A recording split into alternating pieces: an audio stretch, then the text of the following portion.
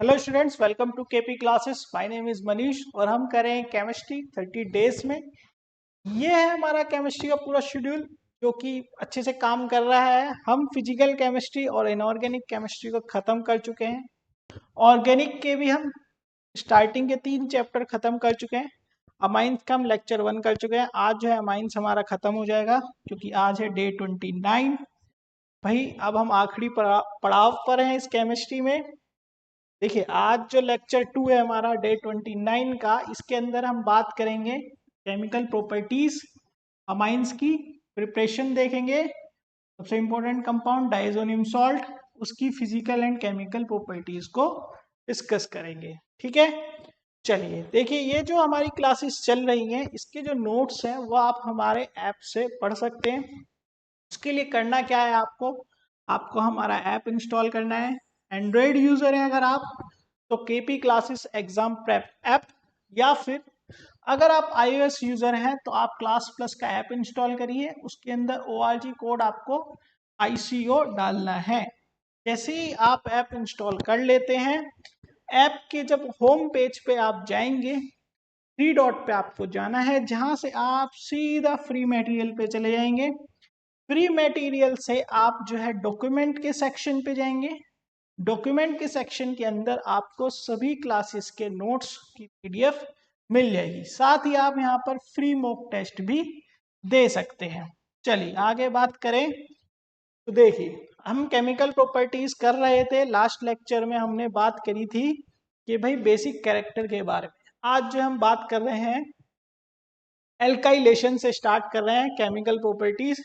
चलिए देखिए, जैसे कि हम अमोनिया लेते हैं, एल्काइल हैलाइड से रिएक्ट कराते हैं, तो ये क्या होगा भाई, आपका रिएक्ट कर जाएगा।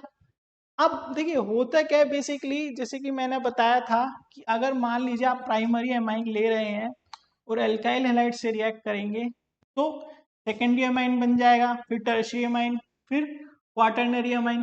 बेसिकली आपकी ये रिएक्शन रुकेगी नहीं। आप क्या चाहते हो कि भाई मेरे को तो जी 2 डिग्री अमाइन मिल जाए, ठीक है, सिंपल 1 डिग्री अमाइन रिएक्ट करे एल्काइल हैलाइड से, बस हम ये चाहते हैं। तो इसके लिए आपको क्या करना पड़ेगा भाई, आपको बेस चाहिए होगा जो इस रिएक्शन को रोक सके। सही है, तो लेट्स से कि 1 डिग्री अमाइन हमने लिया, हमने एक एल्काइल हैलाइड लिया, तो ये देखो भाई 2 डिग्री का हमारा एक कंपाउंड बन गया, ठीक है, R2NH2X। अब यहाँ पे हमने एक बेस ऐड कर दिया। हम इस बेस से क्या करेंगे, इस रिएक्शन को यहीं पे ही रोक देंगे। ठीक है, इससे क्या होगा, फर्दर वो एल्काइल हैलाइड से रिएक्ट नहीं कर पाएगा। अगर फर्दर वो करता है तो उसको बोलते हैं एग्जॉस्ट एल्काइलेशन। सही है, जो हमें नहीं करना है, हमें तो भाई ये रोकनी है रिएक्शन। तो जब भी आपको कंपाउंड चाहिए आप उसमें बेस ऐड करो और उस रिएक्शन को रोक दो।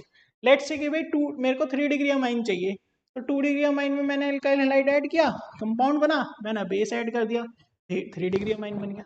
तो यहाँ ये रिएक्शन क्या होगी, रुक जाएगी। सही है, तो यहाँ पर आप इसको एग्जाम्पल के फॉर्म में देख सकते हैं। चलिए फिर अगर हम देखें एसाइलेशन, एसाइलेशन में भाई एसाइल क्लोराइड हम लेंगे। भाई ये हमने एसाइल क्लोराइड ले लिया, सही है। हमने एक 1 डिग्री अमाइन लिया, 1 डिग्री अमाइन की जो हम रिएक्शन कराएंगे तो देखो ये ऑक्सीजन बॉन्ड खींचेगा नेगेटिव चार्ज, इस पे प्लस चार्ज, सही है। ये लोन पेयर नाइट्रोजन अपना कार्बन को देगा, तो ये हो गई बॉन्डिंग। अब नाइट्रोजन ने लोन पेयर दिया तो नाइट्रोजन पे कैसा चार्ज, पॉजिटिव। अब नाइट्रोजन ही पॉजिटिव चार्ज हटाने के लिए हाइड्रोजन को हटाएगा, सही है।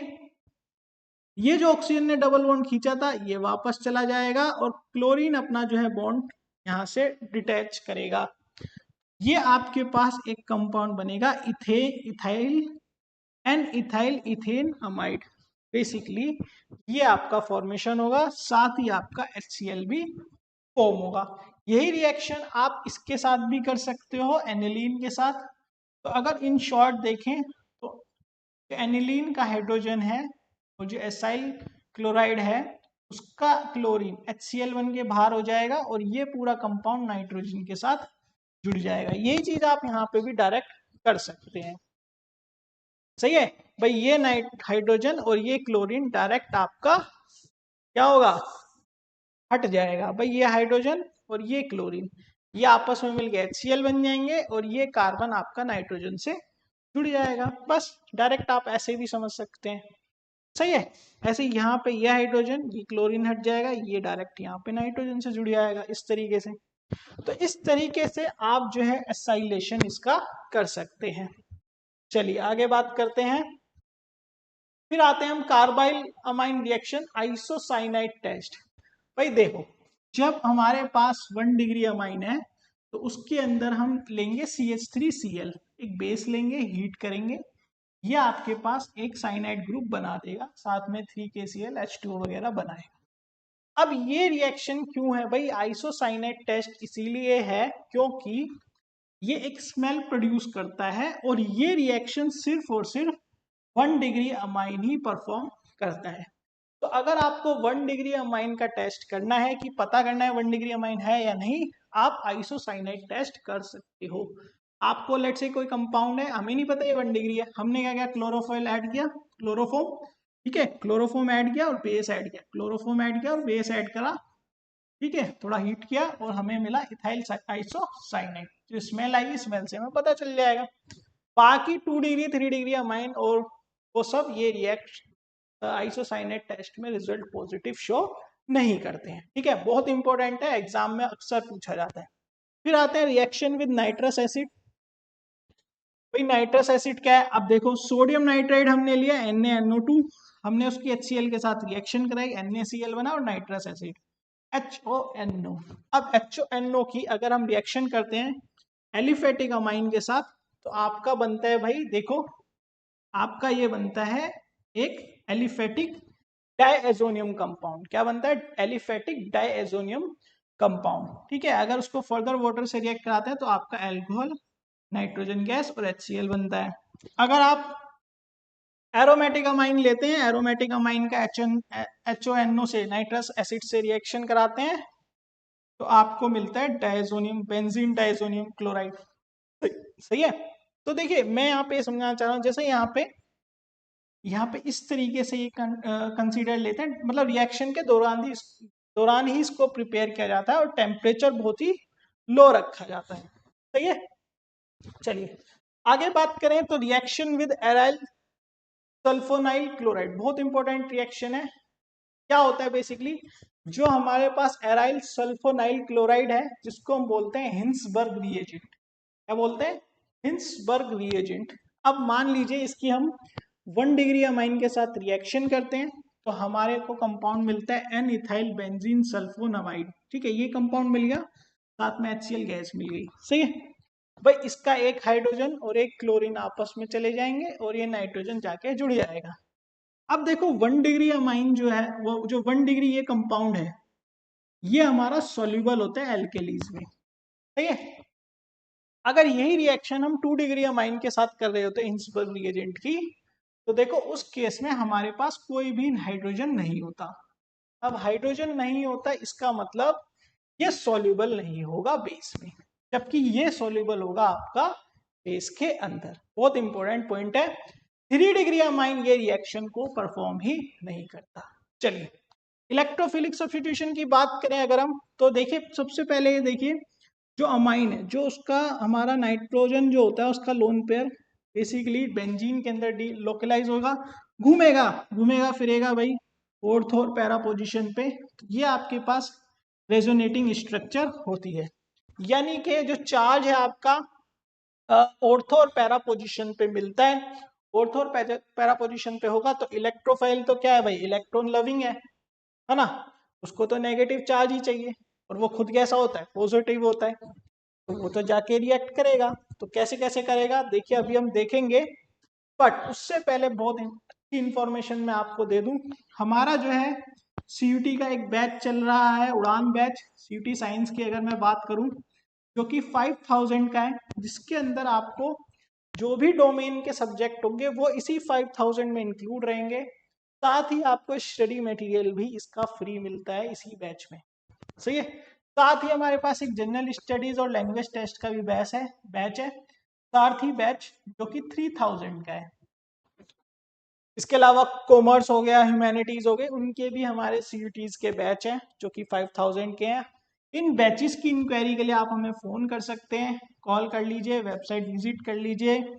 आप हमारे साथ टेलीग्राम, व्हाट्सएप ग्रुप, इंस्टाग्राम पे जुड़ सकते हैं, जिनके लिंक आपको डिस्क्रिप्शन मिल जाएंगे। वहाँ पे आपको अच्छी अच्छी लेटेस्ट इन्फॉर्मेशन एग्जाम से रिलेटेड या किसी भी टॉपिक से रिलेटेड मिल जाएगी। सही है भाई। देखिए ये हमारा पास्ट का CUT का रिजल्ट रहा 2024 का। इसमें बच्चों ने अच्छा परफॉर्म किया, अच्छे कॉलेजेस में इनका एडमिशन हुआ। रिद्धि बंसल को अमेठी यूनिवर्सिटी में 100% स्कॉलरशिप मिली है भाई। चलिए तो अभी अगर हम देखें इलेक्ट्रोफिलिक रिएक्शन के अंदर, तो सबसे पहले हम बात करते हैं ब्रोमिनेशन की। भैया देखो ब्रोमीन वाटर ऐड करते हैं तो वो कहाँ होता है, ऑर्थो पैरा पे जाके जुड़ जाएगा। 3 हाइड्रोजन हटेंगे, 3 हाइड्रोजन 3 Br के साथ 3 HBr बनाएंगे और उन 3 हाइड्रोजन की जगह 3 Br जाके भैया जुड़ जाते हैं। सही है, तो ये बनता है 2,4,6 ट्राइब्रोमो एनिलीन। ऐसे ही अगर आप देखो यहाँ पे, लेट्स से कि भाई मैं एक एनिलीन ले रहा हूं, ठीक है, अब मैं उसकी एसिटिक एनहाइड्राइड से रिएक्शन करा रहा हूं, तो मेरा क्या बनेगा, एसिड एनालाइट बनेगा। अब उसकी ब्रोमिनेशन करता हूं तो देखो मेरे को ऑर्थो और पैरा दो जगह कंपाउंड मिलते हैं बेसिकली। अब इसके अंदर जो मेजर कंपाउंड होता है वो पैरा वाला होता है। पैरा वाला क्यों भाई, ज्यादा सिमेट्रिक है, ठीक है, वो कंपाउंड ज्यादा सिमेट्रिक है। अगर मैं उसकी फर्दर रिएक्शन करूं, ठीक है, एसिड के साथ, तो ये हमें देता है ब्रोमो एनिलीन और पैरा ब्रोमो एनिलीन, जो कि हमारा मेजर कंपाउंड होता है। सही है भाई, ये हमारा क्या हुआ, मेजर कंपाउंड। ठीक है, पैरा वाले जो प्रोडक्ट होते हैं वो बेसिकली ज्यादा वो होते हैं, क्या कहते हैं, सिमेट्रिक, इसीलिए उनका फॉर्मेशन ज्यादा होता है। अब देखिए नाइट्रेशन की अगर मैं बात करूं तो नाइट्रेशन में देखो क्या होता है, लेकिन इसमें ना नाइट्रेशन में एक क्वेश्चन आपसे जरूर पूछा जाता है, वो मैं अभी बताता हूँ। देखो जब हम नाइट्रेशन करते हैं स्ट्रॉन्ग एसिड की प्रेजेंस में, हम अमाइन का, एरोमेटिक अमाइन का, तो देखो पैरा पे आपको मिलता है 51% और ऑर्थो पे मिलता है 2%, लेकिन मेटा पे आपको मिलता है 47%। क्यों, क्वेश्चन यही आता है कि भाई मेटा वाला जो प्रोडक्ट है वो 47% क्यों मिलता है नाइट्रेशन में। तो देखिए जब स्ट्रॉन्ग एसिड कंबाइन होते हैं तो स्ट्रॉन्ग एसिड में कंबाइन होने पर क्या होता है भाई, हाइड्रोजन को वो ले लेता है, तो जो इलेक्ट्रॉन की डेंसिटी जो होगी आपकी, क्योंकि स्ट्रॉन्ग एसिड जब कैरेक्टर होगा तो वो क्या करेगा, आपका वहां पे कनेक्ट होगा जहां पे इलेक्ट्रॉन डेंसिटी ज्यादा होगी। सही है, तो वो कहाँ होगी भाई आपकी, देख जैसे कि पैरा पे आई और साथ ही ये आएगी आपकी मेटा पे, बिकॉज स्ट्रॉन्ग ऑक्सीडाइजिंग एजेंट की वजह से ये ग्रुप मेटा डायरेक्टिंग ग्रुप पे कन्वर्ट हो जाता है। जो बेंजीन है आपका वो मेटा डायरेक्टिंग ग्रुप में कन्वर्ट हो जाता है। मेटा डायरेक्टिंग ग्रुप में कन्वर्ट होने की वजह से जो नाइट्रो कंपाउंड है वो बेसिकली आपका मेटा पे जुड़ जाता है। सही है, इसीलिए 47% बनाता है। शॉर्ट में बोले तो देखिए स्ट्रॉन्ग एसिड लेने से ऑक्सीडाइज होगा और मेटा डायरेक्टिंग ग्रुप हो जाएगी जो बेंजीन। सही है, चलिए आगे बात करें। लेट से हमारे पास एनिलीन है, एनिलीन की हमने एसिटाइल क्लोराइड से रिएक्शन कराई, ठीक है, सॉरी, उससे हमें बना एसिड एनालीट, जैसे कि हमने अभी पीछे देखा। ठीक है, अब इसकी जब हम रिएक्शन कराएंगे, हम इसका नाइट्रेशन कराएंगे, तो नाइट्रेशन कराने पे देखो हमें क्या मिलता है भाई, ऑर्थो और पैरा पोजीशन पे मिलता है। सही है, अगेन एसिड के साथ रिएक्शन कराएंगे, तो एसिड के साथ रिएक्शन कराएंगे तो एक माइनर कंपाउंड मिलेगा और एक आपका मेजर कंपाउंड मिलता है। पैरा वाला जो होता है आपका मेजर कंपाउंड होता है। सही है भाई, तो ये रिएक्शन इसके अंदर परफॉर्म करी जाएगी। चलिए आगे बात करें अगर हम, तो देखिए फिर आता है हमारा सल्फोनेशन। सल्फोनेशन अगर हम करते हैं तो एनिलीन को हम H2SO4 से रिएक्ट कराते हैं, ये बनता है आपका एनिलीनियम हाइड्रोजन सल्फेट। ठीक है, तो हम रिएक्शन कराएंगे फर्दर, उसको हीट करेंगे तो सल्फेनिलिक एसिड बनता है और उसके बाद एक बनता है जीटर आयन। ठीक है, रिएक्शन को डायरेक्ट ही आपको याद रखना है, कोई इसमें ज्यादा दिक्कत नहीं। चलिए बात करते हैं डायजोनियम की। तो डायजोनियम सॉल्ट का अगर नोमेनक्लेचर देखें, देखिए भाई, लेट से कि ये आपके पास एक डायजोनियम सॉल्ट है, सिंपल वाला सबसे, इसका नाम होता है बेंजीन डायजोनियम क्लोराइड। ठीक है, लेट से ऑर्थो पे क्लोरीन अटैच है तो ortho chloro benzene diazonium chloride. ठीक है, OH ग्रुप अटैच है, OH को क्या बोलते हैं, हाइड्रोक्सी, तो meta hydroxy benzene diazonium bromide. सही है, द डायजोनियम सॉल्ट में contain other anion also such as NO3 HSO4 negative BF4 negative. इस तरीके से ये भी ये रखता है। जैसे यहाँ पे अब तुम्हारा मिथाइल ग्रुप है तो पैराटोलिन डायजोनियम हाइड्रोजन सल्फाइड, जैसे HSO4 वाला आ गया, या फिर पैरा नाइट्रोबेंजीन डायजोनियम फ्लोरोबोरेट। तो बेसिकली ये थोड़ा बहुत जो है नोमेनक्लेचर है आपका डायजोनियम का।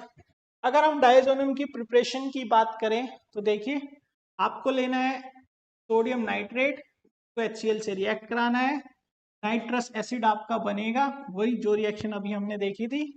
आप एरोमेटिक अमाइन लेंगे, उसके साथ ये मिक्स करेंगे तो आपको एरोमेटिक डायजोनियम कॉम्प्लेक्स बनता हुआ दिखता है। सही है, ये रही आपकी रिएक्शन, बेंजीन डायजोनियम क्लोराइड आपको मिल जाएगा।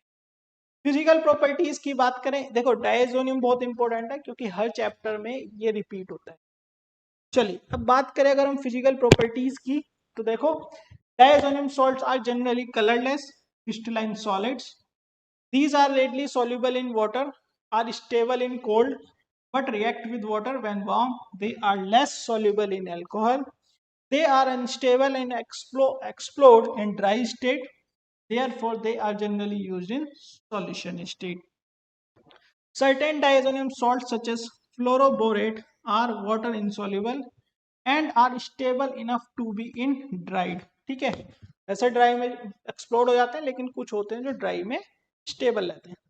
Their aqueous solution are neutral to litmus and conduct electricity due to presence of ions. सही है, तो बेसिकली कुछ फिजिकल प्रॉपर्टीज है जो आपको ध्यान रखनी है। अगर हम रिएक्शन इन्वॉल्विंग देखें डिस्प्लेसमेंट ऑफ नाइट्रोजन की, तो सबसे पहले देखते हैं रिप्लेसमेंट बाय हैलाइड या साइनाइड आयंस। तो देखिए हमने लिया, यहाँ पर हमने एक डायजोनियम सॉल्ट लिया, ठीक है, कॉपरस क्लोराइड से हम रिएक्शन करा रहे हैं। ठीक है, जब हम इसकी रिएक्शन कराएंगे तो बेसिकली साथ में HCl है, तो ये Cl जाके वहां पे जुड़ जाएगा और ये पूरा N2 ग्रुप यहाँ से रिप्लेस होगा बेसिकली। सही है, सेम चीज अगर आप यहाँ देखो कॉपरस ब्रोमाइड लिया हमने, तो कॉपरस ब्रोमाइड में से एक Br जो है यहाँ जाके जुड़ेगा, N2 अलग हो जाएगा, साथ ही ये Cl जाके अलग हो जाएगा। सही है, तो ये इस तरीके से रिएक्शन होगी। आप जो है साइनाइड के साथ भी ये रिएक्शन कर सकते हैं, तो साइनोबेंजीन मिलेगा, N2 अलग हो जाएगा। सही है, कॉपर पाउडर के साथ भी ये रिएक्शन को परफॉर्म किया जा सकता है। ठीक है, तो सिंपल है। आप रिप्लेसमेंट बाय आयोडाइड आयन भी ले सकते हैं। किया आपने लिया, हीट किया तो आयोडीन ने इसको रिप्लेस कर दिया, आयोडियोबेंजीन। बेसिकली इससे आप कुछ भी बना सकते हो, ये ध्यान रखना। आप एल्काइल एराइल हैलाइड यहाँ पे बनते हुए देख रहे हो, तो सिंपल फॉर्मेशन करना है एराइल हैलाइड का, तो बहुत अच्छा कॉन्सेप्ट है ये। सही है, रिप्लेसमेंट बाय फ्लोराइड आयन, देखो फ्लोरोबेंजीन भी बना सकते हो आप इससे। आपको करना क्या है भाई, डायजोनियम सॉल्ट को फ्लोरोबोरिक एसिड से रिएक्ट कराना है, क्या बनेगा भाई, बेंजीन डायजोनियम फ्लोरोबोरेट, और उसको हीट करना है, फ्लोरोबेंजीन बन जाएगा। सही है, फिर आता है रिप्लेसमेंट बाय H। अगर आज H से रिप्लेसमेंट करते हैं, डायजोनियम क्लोराइड लिया हमने बेंजीन, अब हमने हाइपो फॉस्फोरस एसिड लिया, ठीक है, वाटर के साथ, तो हमें मिलता है बेंजीन। ये रिएक्शन बहुत इंपॉर्टेंट है क्योंकि इसमें आप ये समझते हो कि डायजोनियम सॉल्ट से आप सिंपल बेंजीन भी कन्वर्ट कर सकते हो। सही है, बेसिकली साथ ही आप यहाँ पे देख सकते हो इथेनॉल, अल्कोहल का यूज करके भी मैं सिर्फ बेंजीन को फॉर्म कर सकता हूँ। बहुत इंपॉर्टेंट रिएक्शन है, कई बार आपको बेंजीन में कन्वर्जन आए तो आप ये रिएक्शन को याद रख सकते हो। रिप्लेसमेंट बाय हाइड्रोक्साइल ग्रुप, आपने क्या लिया, वाटर लिया, ठीक है, डायजोनियम सॉल्ट के साथ, तो आपको आपका क्या है, OH ग्रुप आ गया बेंजीन पे, N2HCl बना। तो बेसिकली आपका जो है फिनॉल यहाँ पे फॉर्म होते हुए दिखता है। सही है भाई। चलिए देखिए, अब अगर हम देखें रिप्लेसमेंट बाय नाइट्रो कंपाउंड, तो नाइट्रो कंपाउंड भी यहाँ पर आपको दिखेगा HbF4 के साथ रिएक्शन करेंगे तो आपका बनेगा N2BF4। जब हम nitrous acid basically sodium nitrate के साथ करेंगे नाइट्रोबेंजीन हमें मिलता हुआ दिखता है। ठीक है, तो बेसिकली ये रिएक्शंस आपको याद रखनी है। अगर हम लास्ट रिएक्शन देखें involving retention of diazonium group, coupling reaction जिसको हम बोलते हैं, मतलब हम ऐसी रिएक्शन देख रहे हैं जिसमें डायजो ग्रुप जो N2 वाला जो ग्रुप है वो छोड़ के ना जाए, वो रिटेन रह जाए। ठीक है, तो हमने लिया बेंजीन डायजोनियम क्लोराइड, साथ में हमने रिएक्शन कराई इसकी फिनॉल के साथ। तो देखिए फिनॉल के साथ जब हम रिएक्शन कराएंगे तो Cl और एक हाइड्रोजन यहाँ से, एक हाइड्रोजन और Cl आपस में मिलकर HCl बन जाएंगे और ये जो बेंजीन रिंग है ये नाइट्रोजन से जुड़ जाएगी। ठीक है, पैरा हाइड्रोक्सो बेंजीन ये फॉर्म करेगा, को बोलेंगे हम पैरा हाइड्रोक्साइजो बेंजीन। सही है, ये ऑरेंज कलर की डाई है। सही है, यहाँ पे समझ में आया। ऐसे ही आप अगर एनिलीन लेते हैं डायजोनियम सॉल्ट के साथ तो आपको यहाँ पे बनता है येलो डाई। क्या बनता है? Yellow die. अगर आप यहाँ पे 2 डिग्री लेते हैं यानी कि NN डाइमिथाइल एनिलीन लेते हैं, ठीक है, एरोमेटिक लेते हैं 2 डिग्री वाला, तो देखो भाई सब्स्टिट्यूटेड वाला सॉरी, तो आप देखो यहाँ पे आपको ऑरेंज कलर की डाई फॉर्म होते हुए दिखती है। ठीक है, तो ये कपलिंग जो रिएक्शन है बेसिकली आपको ध्यान रखनी है, डायरेक्ट ही एग्जाम के अंदर ये पूछी जाती है। ठीक है, तो देखिए ये जो था, जैसे कि मैंने आपको बताया CUT के हमारे बैचेस चल रहे हैं, उड़ान बैच, उसके अंदर आपको 5000 का होता है, उसका स्टडी मटेरियल आपको उसके साथ फ्री मिलता है। CUT उड़ान बैच जो है हमारा है 5000 का, जिसके अंदर अगर हम देखें तो जितने भी डोमेन के सब्जेक्ट होंगे आपके वो इसी के अंदर इंक्लूड रहेंगे 5000। साथ ही हमारा एक सारथी बैच भी है जो general studies plus language test के लिए है, जो 3000 का है। इन नंबर पे कॉल करके आप इंक्वायरी कर सकते हैं, वेबसाइट विजिट करिए और जो है हमसे टेलीग्राम, व्हाट्सएप ग्रुप, इंस्टाग्राम पे जुड़िए, सबके लिंक डिस्क्रिप्शन में है। अपने फ्रेंड्स के साथ शेयर करिए ह्यूमैनिटीज कॉमर्स के बैचेस जो कि ब्रांचेस में पढ़ रहे होंगे। ठीक है, तो ये था आज का हमारा लेक्चर जिसके अंदर हमने अमाइंस की केमिकल प्रॉपर्टीज और डायजोनियम सॉल्ट के बारे में बात करी। ठीक है, लास्ट क्लास हम नेक्स्ट टाइम, जब नेक्स्ट डे लास्ट डे होगा हमारा जिसके अंदर हम बायोमोलिक्यूल्स को डिस्कस कर रहे होंगे, तो मिलेंगे हम अपने next lecture. KP classes dedicated to excellence.